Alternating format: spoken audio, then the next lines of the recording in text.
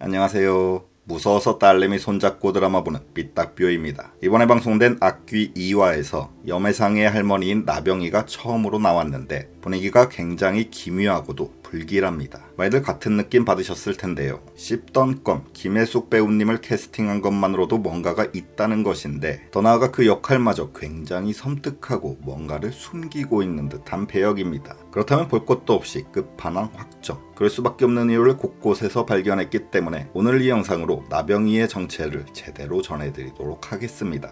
2화 51분 50초 1995년 나병이의 으리으리한 저택이 나왔습니다. 마치 요새를 연상시키는 듯한 외벽, 안과 밖으로 사방에 경호원 배치되어 있고 넓디 넓은 정원에서 나병이가 차를 마시고 있는데 표정부터 심상치가 않네요. 내가 귀신이요 하는 표정. 바로 앞에서 자기 아들과 당시 13살 손자 염해상이 공놀이를 하고 있는데 따뜻하고 인자한 할머니의 표정이 아니라 둘 중 하나 공 맞아서 죽어라 하는 듯한 표정. 그런데 진짜 알 수 없는 이유로 염해상의 아버지가 죽습니다. 이어서 아들과 함께 도망치던 엄마마저 악귀의 습격으로 죽고 말죠. 열었네. 반말하고 들어와서 엄마 죽이는 악귀. 어른 공경 없는 악귀보다 더 이상한 건 이어지는 할머니의 태도입니다. 아들 죽고 며느리 죽고 손자는 병원에 누워있는데 슬퍼하는 기색 전혀 없고 아무런 감정 동요 없이 깨어난 손자한테 네 엄마 죽었다 라면서 대단히 차갑고 싸늘하게 얘기를 하죠. 사람이라면 저럴 수가 없습니다. 따라서 귀신입니다. 더 정확히 말하면 저 사람 자체가 악귀이고 그것도 끝판왕급 악귀입니다. 구광모 교수의 노트에 악귀는 태작이라고 써있었지요.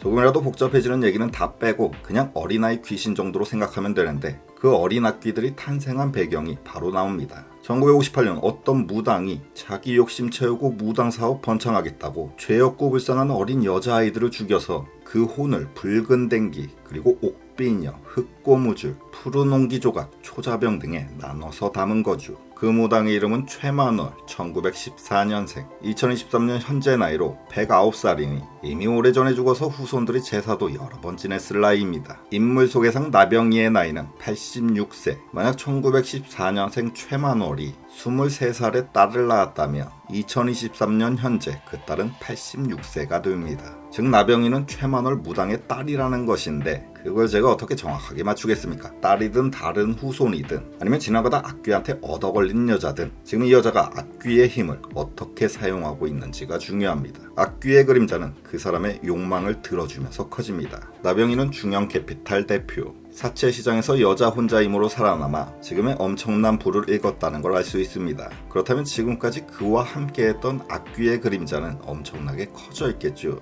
이제 막 구산형에게 씌인 악귀가 이제부터 우러물어커 나가야 하는 어린이집 햇살반 자라나는 새싹 악귀 정도라면 나병이에게 오래전에 씌었을 악귀는 지금까지 사채 시장 경쟁자들과 거슬리는 사람들을 모두 죽이면서 엄청나게 커졌을 거라는 걸 예상해 볼 수 있습니다. 그리고 우리는 그 엄청나게 큰 나병이 악귀의 그림자를 이미 방송에서 본 적이 있습니다. 1화의 제일 처음 부분, 한강물에 들이었던 어마어마하게 큰 악귀 그림자의 형상. 처음에는 다들 그게 뭔지 몰랐죠. 한강물 따라 어딘가로 이동하는 듯한 거대한 악귀의 그림자를 염해상이 급히 뒤쫓자 어떤 남자가 느닷없이 차에서 내려 한강물에 뛰어들었습니다. 뛰어내린 그 남자는 좋은 차의 말끔한 양복, 딱 봐도 화이트 칼라 금융업계에 종사할 것만 같은 남자인데 갑자기 거대한 악귀의 그림자가 그를 죽였습니다. 제일 중요한 도입부에 생뚱맞게 나온 갑툭튀 한강투신 장면이 아니라 나병이가 사채시장에서 어떻게 살아남았고 그의 그림자는 얼마나 어마어마하게 큰지 보여주는 대단히 중요한 힌트가 담긴 도입부인 거죠.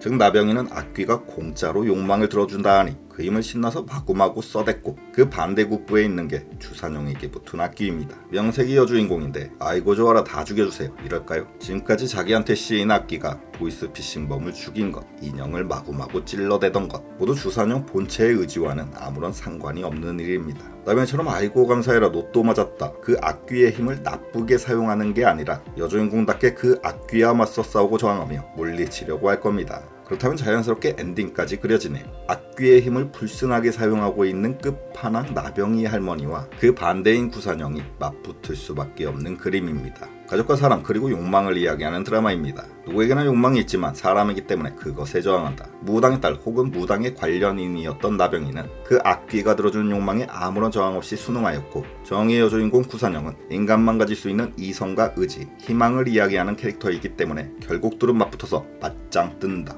이런 예상과 함께 마치겠습니다. 감사합니다.